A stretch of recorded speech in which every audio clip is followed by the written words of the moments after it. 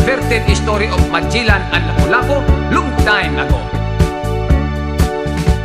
On March 16, 1521,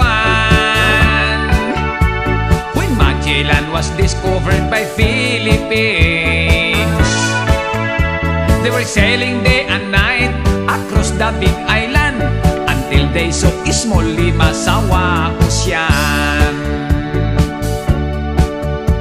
Magellan landed in Olongapo City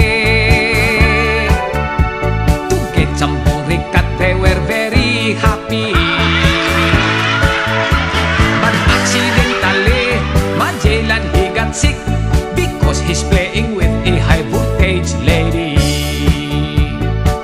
When Lapu-Lapu came to rescue, he boarded an airplane from Cebu. And when he saw Magellan on his bed, he cried and cried, and then he said, Mitolo na, mitolo na. Bakit pare mitolo na? Ang sagot niya kay Lapu-Lapu, nagpaparaos lang ako.